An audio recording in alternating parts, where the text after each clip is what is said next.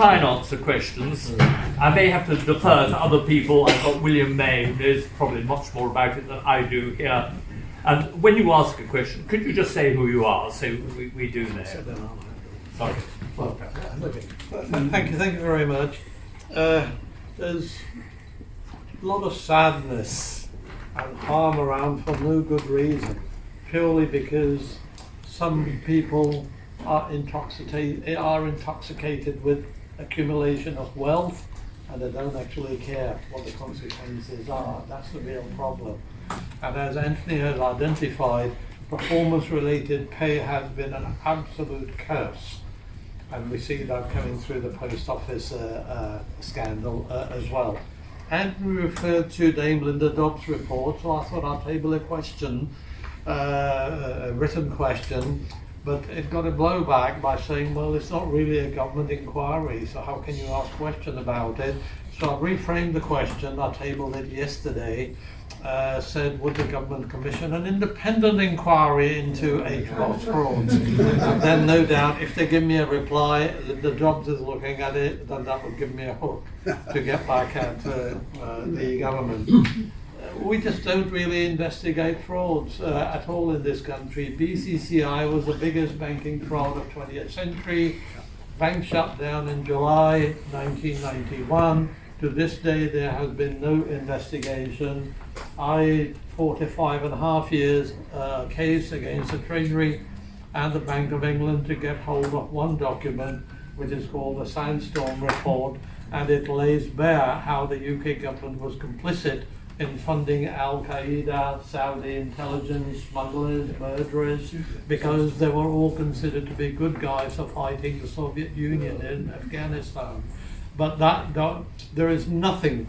A number of times I've confronted ministers about this. I said, why don't you, what I secured through the courts, why don't you put it on public record? I don't get answer at all other than we might consider it, and nothing is ever considered. I raised the question of HSBC, which was fined in the US $1.9 billion for money laundering.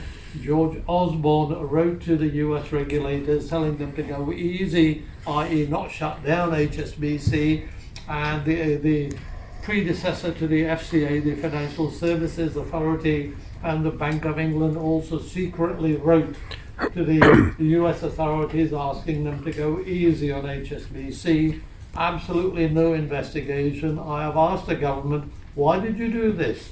Well, show us the documents. You don't even get a reply. And that is a kind of a sham democracy we have in this country. And all the evil in some senses which spreads out to regulatory bodies emanates from the government, which enjoys a huge majority in Parliament, and it can really do anything it wants. So that's just sort of a brief commentary. Okay, I'll take 2 or 3 questions together. I will try to spread it out. I'll start at the back. Dave Brotherston. Blackwell lied at the 2018 AGM. Yeah. That is a complete breach of the Companies Act, where that then made him unsuitable, ineligible, and so prohibited from seeking election to or re-election to that of office bearer in a financial institution. His board then said nothing about it, so they were instantly prohibited. So they then emplaced Buddenberg and his motley crew in. I was assaulted at Buddenberg's not AGM because he's not the chairman. Who do we get to enforce the Companies Act? That seems to be the crux of the matter, that nobody seems to be actually policing who's running our banks. Okay, thank you very much. I will take 2 or 3 together. If you can please keep your questions short. I'll also try to keep the gender balance here. So, okay, if you just stand up and tell us who you are. Well, hello, my name's Michelle Young. I was defrauded 18 years ago through the racketeering through the family courts, and that's where a lot of these frauds start, because they find out your net worth. Now, from my investigation, we're working with some of the best whistleblowers in the world. I would like to know regarding the fraudulent court documents, which I believe they are asset stripping we the people of our assets and we the people of our children, who is auditing the auditors? We need an independent audit done in this country on where all these assets, including our children who are being trafficked, are going to, not the authorities currently. Thank you. Take one more. I need to stand for this so that everybody hears what I have to say. I'm a former employee of SG Warburg, the investment bank. The type of this meeting is crime in the City of London. I spent the majority of my career in the City of London. I joined SG Warburg at exactly the same time that Robin Gutenberg joined it. They say that knowledge is power. Well, our knowledge of having researched these frauds for 10 years has advanced considerably. Since Big Bang and deregulation of UK financial markets, the authorities have protected the banks at every turn. We're talking about every bank, not just some banks. We're talking about every bank based in the UK. Lord Sikka has referred to BCCI. BCCI was the start of it, arguably. Then we moved on to the Blue Arrow scandal, which involved the investment banking arm of NatWest, where the judge ruled that those found guilty should be let off at appeal because the jury wouldn't understand the case. It was clearly nonsense. We then moved on to the Dog White Vavasor fraud, which involved Bank of Scotland in the early 2000s.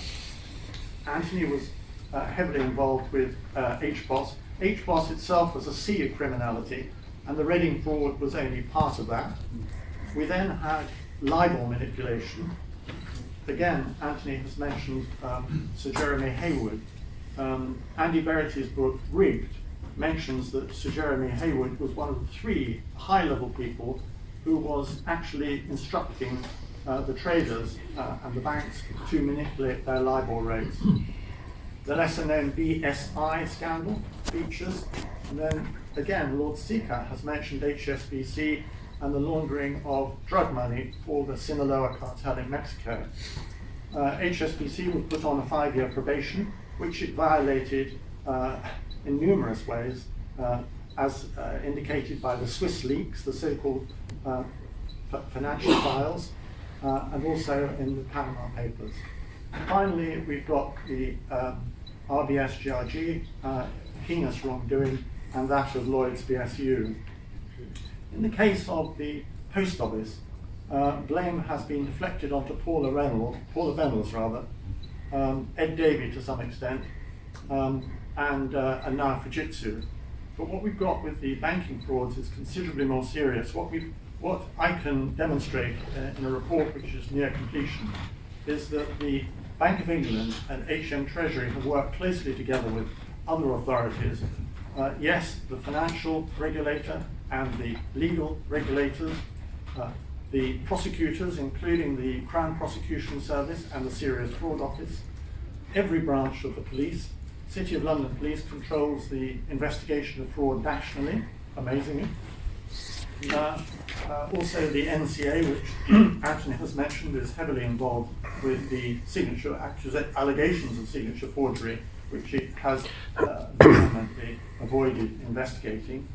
And also every regional police force which tries to suggest that criminal wrongdoing by banks should be a matter for civil prosecution in the courts.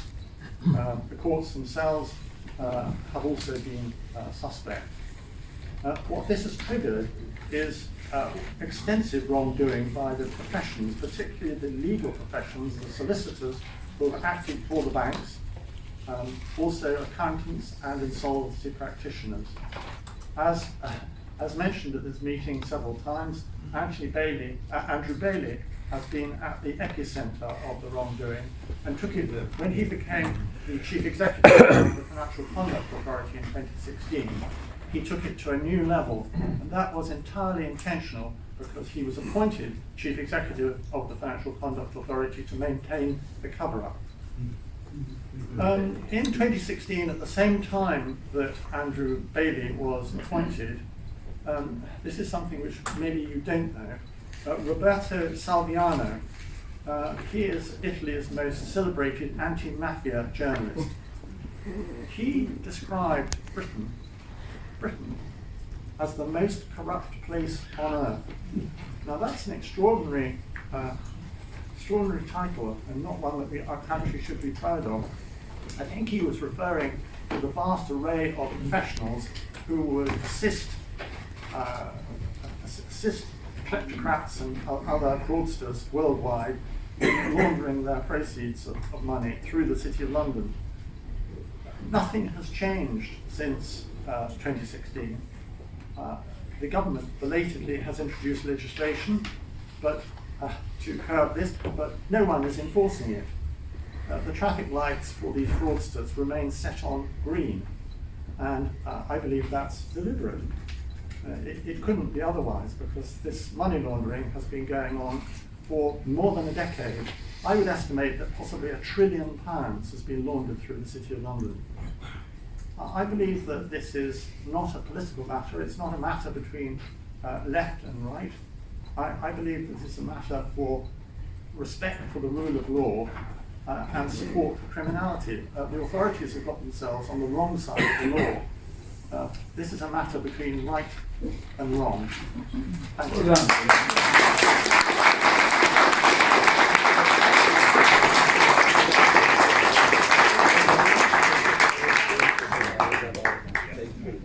Anthony, and let Anthony give a very brief reply. Yes, well, I mean, I agree with everything you say. It is simply got beyond the authorities' apparent ability to do anything about fraud on the other ones. I also think I'm going to forget the actual detailed questions of the other ones now. But I mean, it is quite clear what has been going on. It is quite clear the cover-up that is going on. And it just worries me that, is a change of government going to improve it? I mean, I rather doubt it. I think it comes a lot of people in the pocket. I'd love to see where all the MPs who don't stand and go elsewhere, how many go and work for the very people we're talking about. No. And I think that is a worry. So, I mean, I can't give very specific questions, but everything William May has just said, I would totally agree with.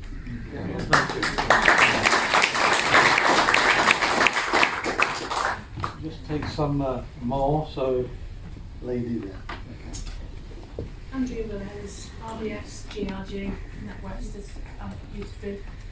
I think a lot of us here are hoping that there's some press.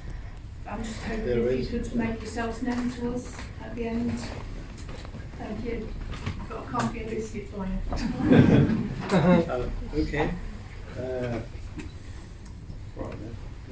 Alan Richards, I'm a victim of Lloyd's recoveries in Bristol. And we've had an excellent backdrop of what's happened today. Yeah. But where do we go from here? If we look at what the post office victims did as a template, so we could, keep going for the next couple of weeks with things. But surely it's worked for them. Can't we do the same? I mean, what worked for the post office was a very good 4-session television programme. Until that came out, nobody knew it was happening. It was going on in an inquiry in London that had been going on for ages, and nobody was being properly compensated. You need a filmmaker. It's how it gets out and becomes public before the pressure is put to do anything. Well, it was select committee, Anthony. I would And try them. I mean, there are committees, but you've got to understand that they have their hands full, and that is always an issue. Lobby them, because at the end of the day, you're forgetting Lloyd's Bank has a very, very weak share price. And they've got to borrow money. If they can't borrow money, make money, they won't be in business. And we start getting... You've got to remember the Sally Master, the Law Turnbull report was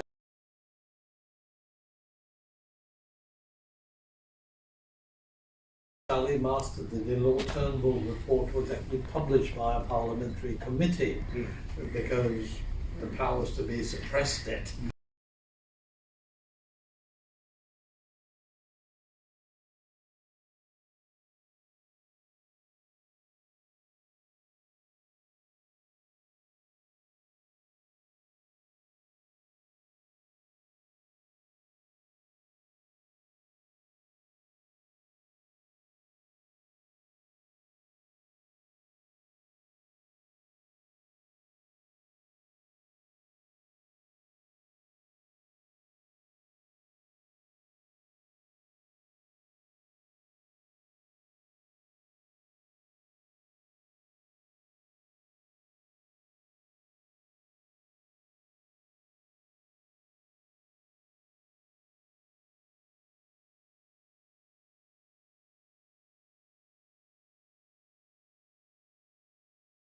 So If we don't try, we'll never find out, do we? absolutely, Yeah, we put in a sound.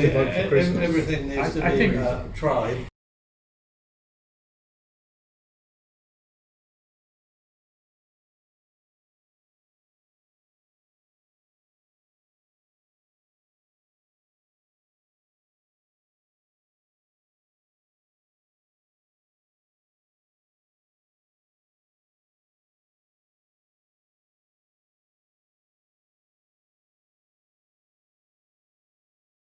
Don't try, we'll never find out, do we? Absolutely, Yeah, we put in a sound. everything needs to be tried. Tried. Try again. Okay, just ask. Sorry, did you want to ask? Well, sorry, that's just that. Okay. If you stand up and tell us who you are, please. Yes, my name is Brian Gadala. I had the dubious misfortune of working for the Natural Conduct Authority for about 3.5 years. Could you speak up? Sorry, People sorry. will hear you at the Yes, back. Yes. I'm saying I had the dubious misfortune of working for the Financial Conduct Authority for about 3.5 years in the mid-teens. I always had the impression of an organisation that was simply woefully inadequate. It just lacked the skill sets and the knowledge to do the job that the public expected it to be doing. I came across Bailey. We overlapped by a few months. It seemed blindingly obvious that he only went to the FCA for one reason, and that was so that he would be in pole position when the job he really wanted next came up. And the job he really wanted, of course, is the job he now has as Governor of Macmillan. He was never a man for the FCA. He went there so that he would sit there and be in the right position outside the bank, so that when the bank job came up, he'd be number one. He's a puppet. Absolutely. And he's proved, frankly, a disastrous governor of the bank ever since. I was in insurance rather than banking. And I will give you just one example of how the FCA fails utterly. I was staggered when, at one point, a second year member of the graduate recruitment scheme was appointed as the FCA's principal regulator for one of the biggest insurance companies in the country. It was staggering. It was grotesquely insulting. He must have been one of the big four, though. That's a joke, sorry. It was grotesquely insulting to the insurance company concerned. And of course it meant that their number one contact in the FCA had absolutely no knowledge or understanding of anything that they did. And I'm sure that you would find exactly the same sort of nonsense going on the banking side as well. Yeah. Yeah. No, I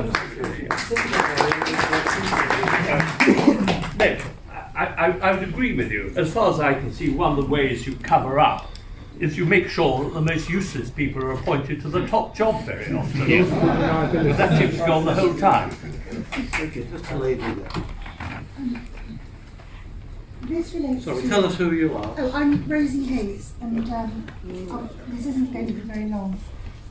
This relates to the enablers, the law firms, and I can see Michelle here.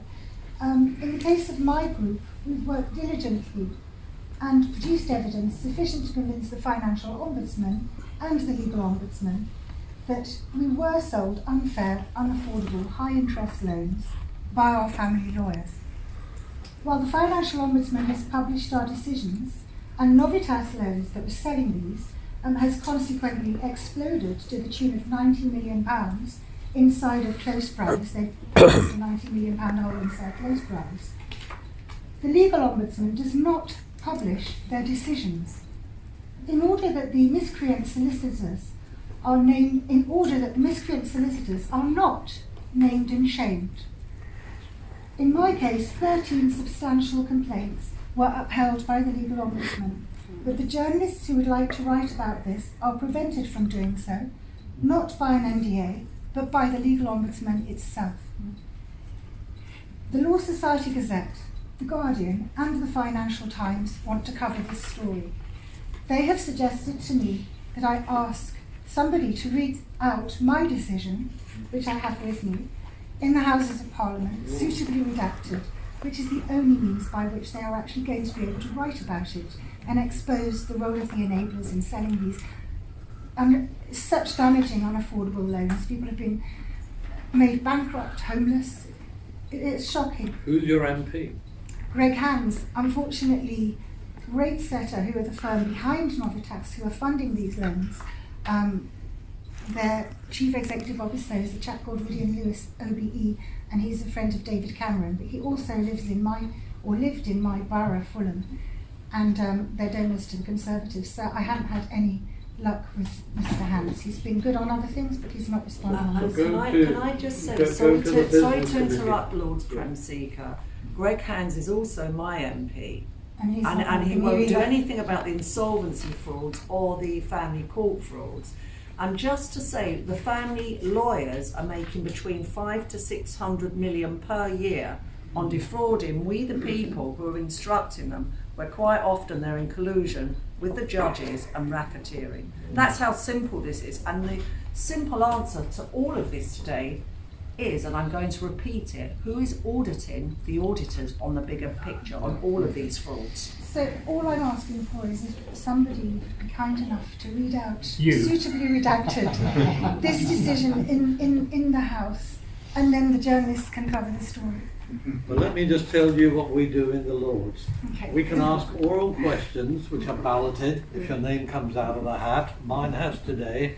I will have 30 seconds to ask the question. Okay, so I'm just telling you. Then we can apply for what I call questions for short debate, which are 1 hour long. Again, they are balloted, and maximum you might be able to speak is about 10 minutes.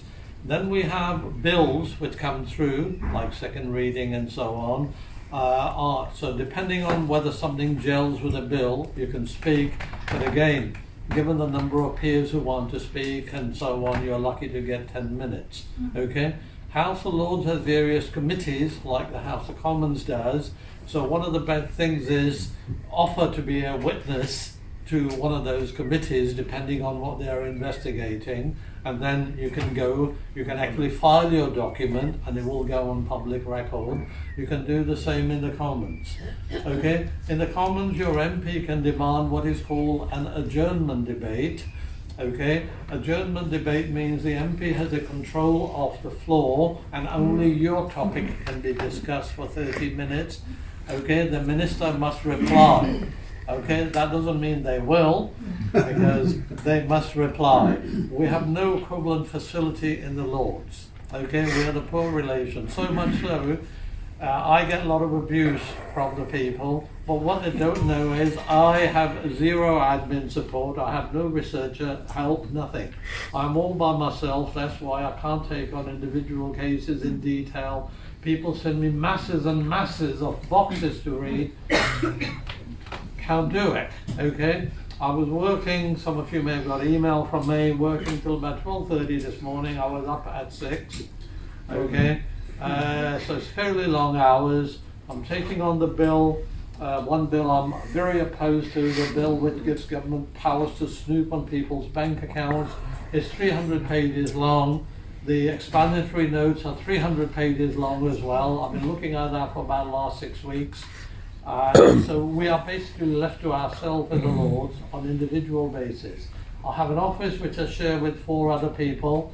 and it is impossible to have a private meeting with anybody there. So the thing is, we have a sham democracy which strengthens the executive. I went to Denmark, and everybody has 4 to 5 researchers, and they were absolutely amazed that I haven't even got anyone to answer a letter or email for me. Okay, so I'm just telling you, not ducking the issue. I'll do what I can, but if Maybe what somebody could write to Mr. Hans, because he's not responding to me. my God. And prevail upon him, or Michelle. I think Prevail upon him, maybe. I think speak to me or give me a call, send me an email, we'll have a chat, and I'll see if I can recommend some MPs to read out your stuff in one of the committees. Andrew Bridgen, I'm the MP for North West Leicestershire. If you contact me, we'll see how we excellent.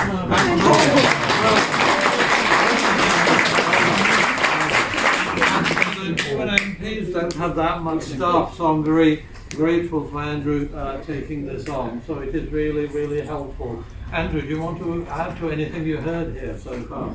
Well, I was involved in the uncovering of the post office scandal, and that was bad enough. You'll notice I've been completely written out of the story, but I mean, Ron Warmington, the investigator of Second Sight, was my man. I put him into, and thank goodness it was Ron Warmington of Second Sight, a small company.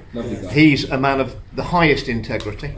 And if it had been one of the big four, I no doubt this would have been covered up by the offer of a further contract in the future. Ron was at the end of his career. He was the CEO of his own company.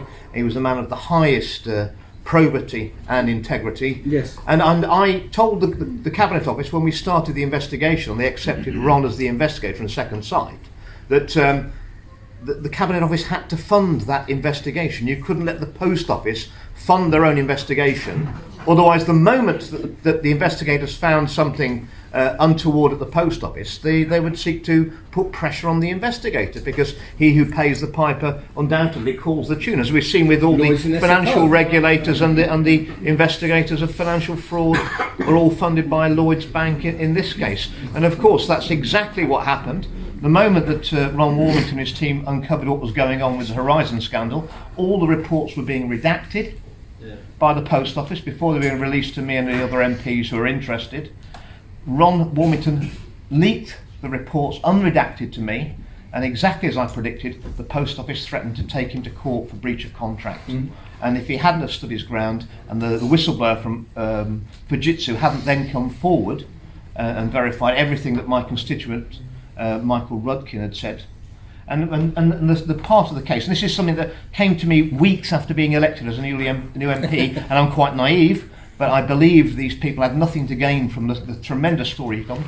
Mr. Rudkin actually was the representative, my constituent was a representative of all the sub-postmasters in the UK. And he was invited to go to Fujitsu, and if you watch the documentary, you'll see his part is played out. He believes they mistook him for someone else, actually took him downstairs into what they called the boiler room and showed him people live changing the accounts of sub-postmasters, something that they always denied in court could ever happen remotely without any evidence. And more worryingly, and I laid all this out in the House of Commons in Hansard in a debate 9 years ago, that he returned home that night, had been thrown out of the building, to his wife, who was keeping the sub-postmaster. He was the official sub-postmaster, but his wife ran the sub-post office in Ibstock in my constituency. And by coincidence, the very next morning, inspectors arrived and said he'd got a £44,000 shortfall on his computer. That wasn't an accident, that wasn't a glitch in the system. My constituents were deliberately targeted to discredit them because they'd uncovered 9 years, in 2008, exactly what was going on with this fraud. And that is deeply worrying, and no one has ever been held to account for that crime. I spent 3 hours.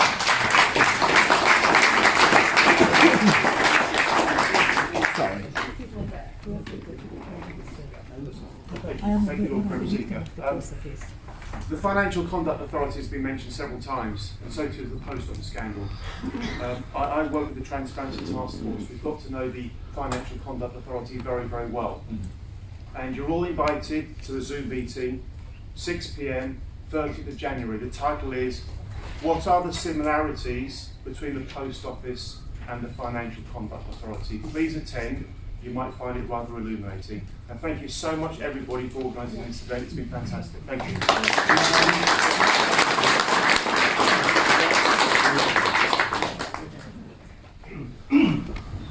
Hi everyone. Thank you to everybody for attending, and Anthony and Prem Sikka for organising this. Everybody's echoing very, very similar experiences. So the reason why I'm speaking today is that you might have seen I've been highlighting this stuff for about 10 years. I do videos, I've been in the national press, etc., and Lloyd tried to gag me to try and cover the Bristol frauds up about over 10 years ago. Now, the Bristol frauds are progressing quite a lot, and the purpose for me speaking today is just to give everybody a little bit of hope that I'm making a lot of progress. And Lloyds are very scared because it's not about fighting a concrete building. The bank exists now, the chairman's come and go, and the bank will continue to exist. The way to crack it is really personal culpability for the executive and also for the directors. And my effort, and I've sat in meeting rooms with Anthony, with the police, looking through our evidence. My aim is to make sure that there is no plausible deniability on behalf of Robin Blumenberg, Alan Dickinson, and every single board member and every single executive. Now, I've had personal meetings with the chief officers of that bank because my aim is to make sure that when it breaks, nobody in that organisation can say that they didn't know. And nobody will be able to then sideline this into another fake dogs inquiry, which is itself a barrier to justice. So my aim is to just give people some hope that I have got the executive and the directors on the hook for knowing all about the frauds in Bristol. And as soon as it comes public, I wish you all the best. Get your evidence ready, and I hope that we can get some justice after a decade of fighting.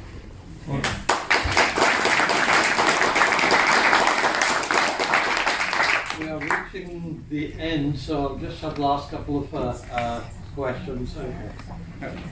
Thank you very much. My name is Thomas Wolford. I'm not a victim. I work for Expert Evidence. We are a firm of expert witnesses that gives evidence at trials, both civil and criminal. And I've been involved in many of the cases that a number of you are talking about. The first point that I'd make is you haven't mentioned the Foskett inquiry, which I know has come up with 212 judgments already concerning the Lloyds TSB. But what I think you are missing is the situation and the position of our courts, both civil and criminal, which is why I support the political judgment that has been made in the Post Office sub-postmasters' problems in actually coming to a political solution, because our criminal justice system has been unable to deal with it. The same is true of the libel cases, where after something like 8 years, it is at last coming back to the Court of Appeal. But we need to have a court system that actually deals with these as well.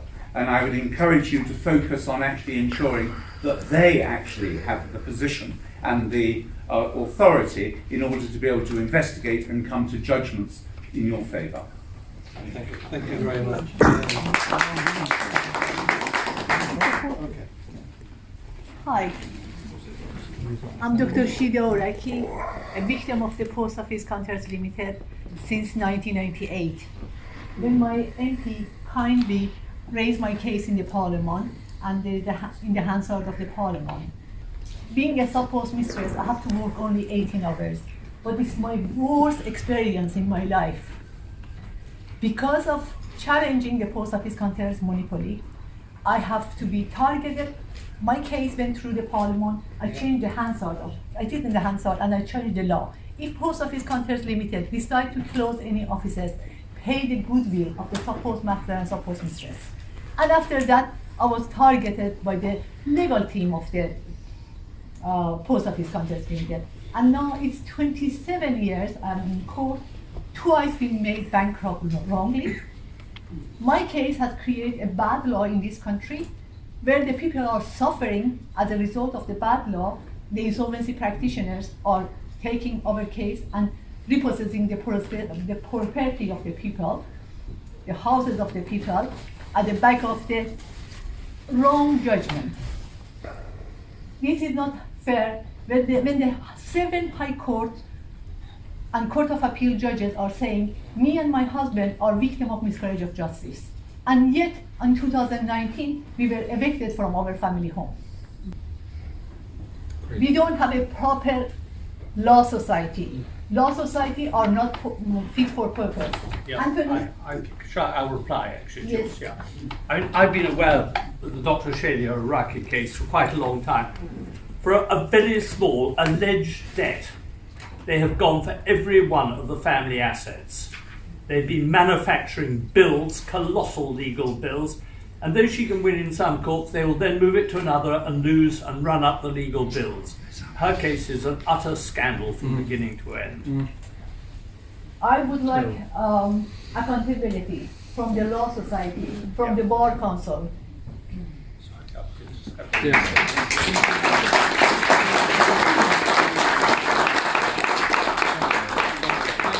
Regretfully, I have to close at this point because this room is booked for further events later on, and they would probably want to rearrange the chairs and also have some meetings. But we will be organising further events, hopefully in a bigger room, and you will. I have now your emails, and you will all, in due course, be told, and hopefully you will come. Let's please join hands and thank Anthony.